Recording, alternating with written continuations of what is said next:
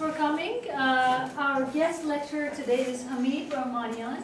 He's a graphic designer and a filmmaker. He's based in Brooklyn, New York. And today he's joined us to talk about one of his recent projects, the illustration of the Shahnameh, or the Book of Kings. Those of you who are in my Islamic art class know what the Shahnameh is. The Book of Kings is a medieval Persian Islamic book that was illustrated many, many times by a lot of nations across the Islamic world. Now, this is the most recent illustration of that book, which is basically a book of poetry. It's a book that is about the country Iran, modern day Iran, and the Persian Empire. It's half history, half fiction, and it's very important to all of the Muslims in the Middle East. So that's why this recent illustration of the Shahnameh is very, very important to all the people from that region, but also to all the lovers of the culture of that part of the world. So without further ado, I'd like to ask Hamid to talk to us about his project. Thank you. Right. Hi. Okay. Just briefly, let me tell you about the Shahnameh, and then I will jump into the illustrations and how it works. Shahnameh is like Iliad and Odyssey, but for Iranian plateaus. This is like a Game of Thrones. Have you seen? The world of Game of Thrones actually is based on the world of Shahnameh, because you have one king, and you have all the knights that they own their own kingdom, and they're all subordinate to the main king, and they have all their dilemmas and the magical creatures and characters, and they're fighting over the throne. So Shahnameh has 4 tragedies, 4 love stories, and endless battles combined in 3 parts: one mythology, epic, and history. It was and also Shahnameh is the longest poem written by a single poet. It's 60,000 heroic verses. It's all rhymes together. And the Shahnameh also single-handedly kept the Persian language alive. Unlike Syria, Egypt, that region that they lost their language to Arabic in the 7th century after conquest of Arab.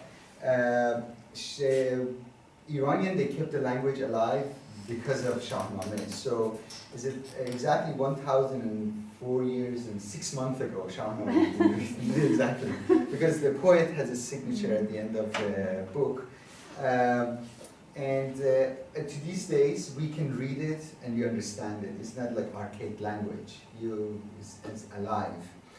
And every king and the rulers came to Iran somehow give commission to an artist or the group of artists to commission to illustrate the book, or to come up with a new edition of the book to legitimize their rules in Iran, including all the Mughal invaders that they came to Iran.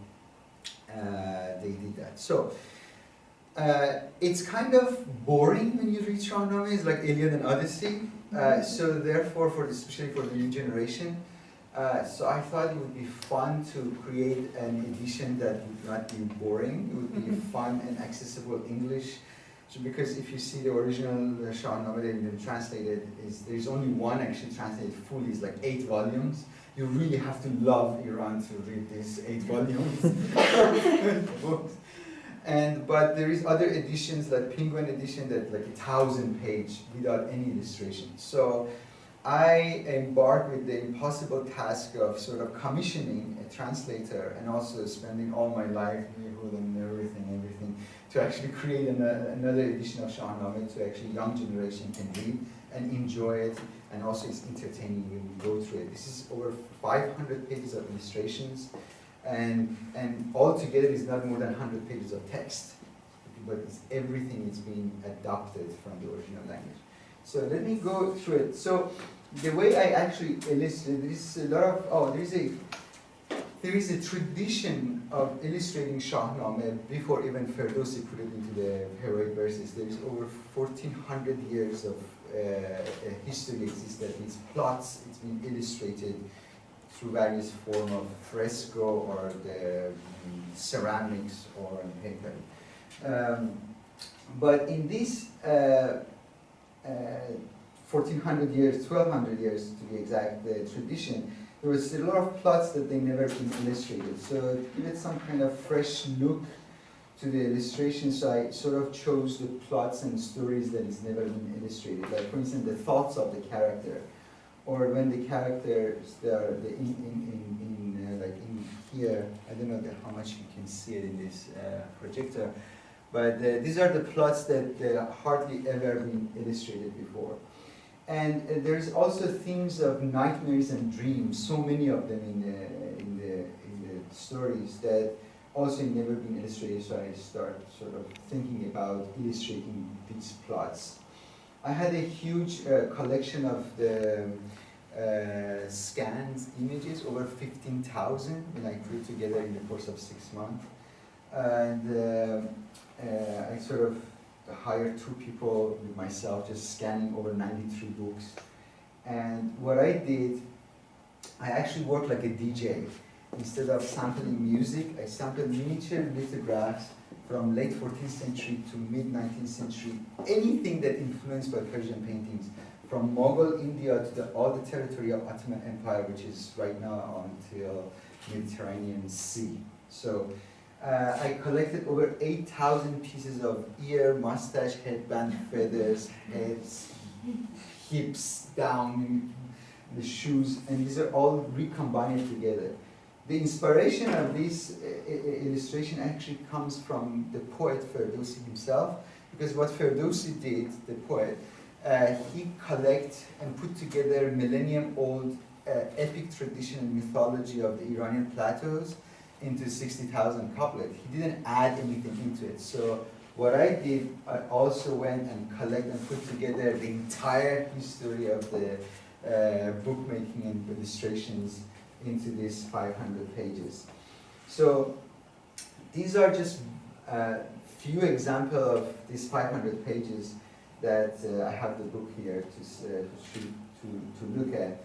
And because also I make movies, not as a hobby, as a way of expressing my interest about my culture.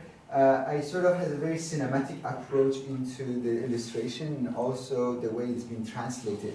Because Shahnameh is very event-based narrative. So instead of making it event-based in order to people they can actually communicate with, I make it into the character-based narrative.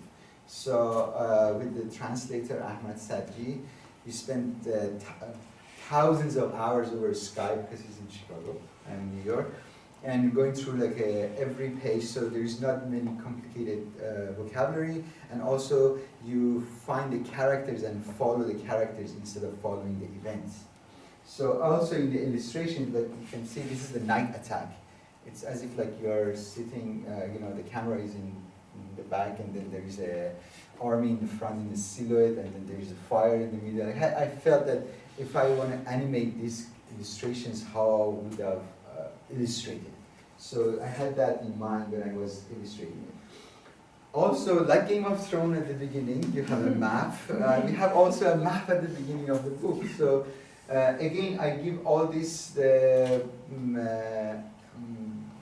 sort of tools to the reader so not to get lost in the stories. So this map I created that based on the geography that exists in the text. So the fortress, castles, the places that is described in the map is what we have in the stories. This is also genealogy of the characters, which has never been done before.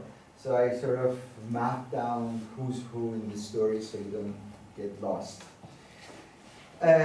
Also, I spent, this book, I spent over 10,000 hours of sitting, and I'm not exaggerating, and it's kind of a modest number, it's probably more than that, to sort of illustrate this book. And when I also lay out the book, I had in mind to sort of create somehow the feeling of the old books, book illustrations and book layout. So when you have the book in hand, although it's a modern phenomenon, but you have some kind of feeling of the old tradition. Now I want to show you how actually I make this. This is the fun part of the talk. So this is the one of the nightmares, nightmare of Jarire. Jarire is the mother of the one of the main characters, one of the tragedy of Shahnameh.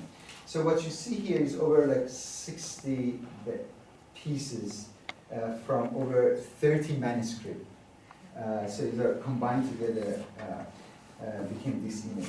This image, when I read the story, so there's a lady who is having a nightmare, and in the nightmare, the fortress is in the fire, and everybody's killing themselves. I mean, falling down and committing suicide, and all sort of gloomy stories. So when I read that, it was just one lady sitting in the middle of the mattress. So I had to find with all these like 15,000 scans I have to find that character. I couldn't, so I had the next one I find, which is close to this, is this one. So these two, which from 16th century Shahnameh, Shah Tahmaz, from Safavid era. So I found that I thought it would be interesting to actually to get rid of the guy and put the lady in the middle. So I know all you guys are familiar with the Photoshop. So first I cut the lady out and I cloned the rest of the mattress so I can put her back in the middle. And then putting the rest of the blanket and then getting rid of the guy.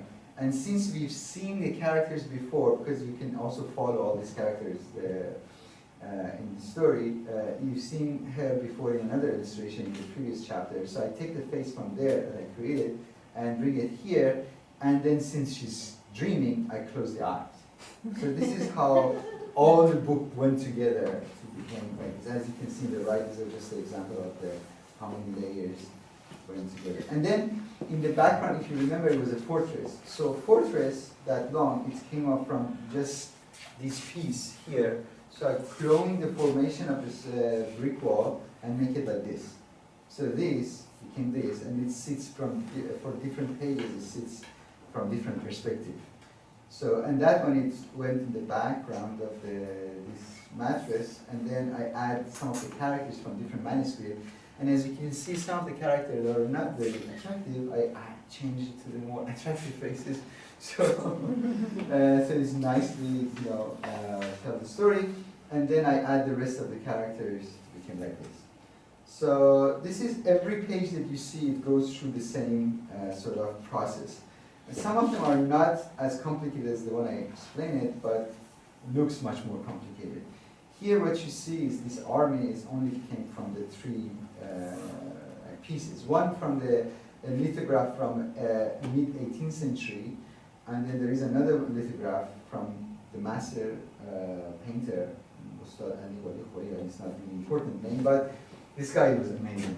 But I took these parts out of those the lithographs and mixed it with these banners in the background from late 14th century and mixed it together, became this. So when I explain about how the book went together, it's that's what I meant. For instance, here the cover is in 91 pieces from different manuscripts, and these are like the horn player, the flags, the warriors, the fighters, and the black and white and black is like Maurice Escher work, so it's kind of matched together. This took me over 200 hours of sitting and calculating how this can go together to actually create the sort of wave of black and white and black. It's like good and evil, went together, which is the theme of some of the stories in Shahnameh. So this book, it's published by Contact Lane, which is an imprint of the W.W. Norton, in two editions. One is the regular edition, one is the limited edition. Also, there is a lot of attention to the art of bookmaking here. The way that we sort of bind together everything. You pay attention to create something that it would be majestic and it sort of suits the story and the Shahnameh itself. These are all being sealed and signed and sort of. So what is next? This is what I did 2 years ago. It's finished almost a year and a half ago. It came to market. Right now it's in third printing. And And I thought, okay, this is, it's 4 years of life, my whole work, and it's been done. Now I need to do something more challenging. So the other one, what I'm actually working on is the shadow play. From 11th, 12th, 13th century was the major form of entertainment in the urban Muslim communities, or Middle Eastern, what you call it according to British, is the form of shadow play, shadow theater. And which before book illustration became prevalent in that area, it was the way that people tell the story through the shadow play. So I watched a movie by the German director from 1936. I highly recommend you guys to watch it. It's the most amazing things you've ever seen, I guarantee. It's called The Adventure of Prince Ahmed. It's on YouTube. It's the first feature-length animation ever made. It's way before Disney dreamed of making animation. She made it in the basement of her apartment with her friend, help of his husband. And based on that, I got so much inspiration, and I started making puppets. So these puppets, all of a sudden, I found the opportunity to perform at the Asia Society in front of the 600 kids from age of 2 to 12 years old, which none of them, to my surprise, made a single noise for 20 minutes. And also, I didn't know what I'm doing. It was this opportunity came out like 10 days before the performance. And they said, okay, there is a space available, let's do something with it. So I sort of came up with the idea of making a bit of overhead. This overhead that we're using for the sort of presentation, we use it to sort of, with the puppeteer, to sort of perform a 20-minute show. And then we had the beautiful musicians. They saved the night. Without them, it would be really different story. So these are the puppets I made based on the illustrations of this book. Because what I have done in this book, I built a foundation that you can build a lot of different things on top of it. One of them is a shadow play, which is I'm going to actually expand this next year to the actually performing it with the puppets and human together. That's another story. And then the other one, which I always love to do, pop-up book. Pop-up book is very fun, it's very complicated to make. And I found a paper engineer, a friend of mine, Simon Arispe, so we start sort of embarking to create one of the stories of the book into pop-up book. And I have to tell you that there is no Iranian stories turned to the pop-up book. Here in America are very prevalent. You can go to bookstores, you can find so many pop-up books from different artists and different stories. But but most of them, they're not. There is nothing about Iran. And also, the reason I'm creating all this content is because we Iranian are very new immigrants in the United States. Only 30 years of history. Is unlike Irish, Italian, Jews that they came like hundreds of years ago here. We are very new. So we don't have any content to present ourselves except what you hear in news, which is mostly political or religious. So you know me through the prism of the politics and religion. You don't know nothing about me and my background, me as an Iranian, except hostage crisis, war, axis of evil, all the horrible things happening. So for me, I'm trying to emphasize and highlight the strength of the culture instead of highlighting the shortcoming of the culture. So that's why I go crazy and kill myself to make all these things. So if you're curious why I'm actually doing this, that's because of that reason. I have the sample of these. Unfortunately, you cannot really touch it because that's the only 2 prototypes we have. This book is going to be 10 pages. So we only made 2 pages, this one, and this just came out literally 2 days ago. So it's going to be 10 pages like this. This is my collaborator, Simon, and I think I don't know what's happened. Should be more, but I'm going to show you 2 clips. If Pamela can help me, there is Is it online? totally Mac person, so I don't know. Yes, it clip on the my. Yes.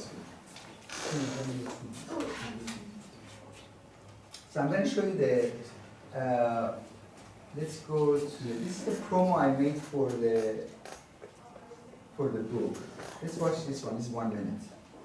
These are like a homemade promo for advertising the book. Do you have a sound here?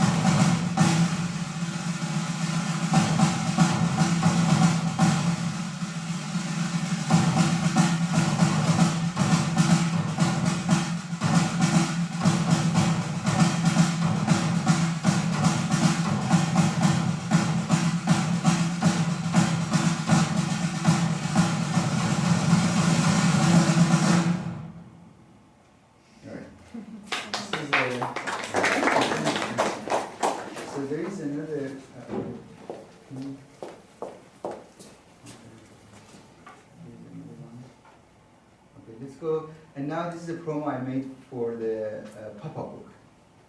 This is for the fundraising part of this.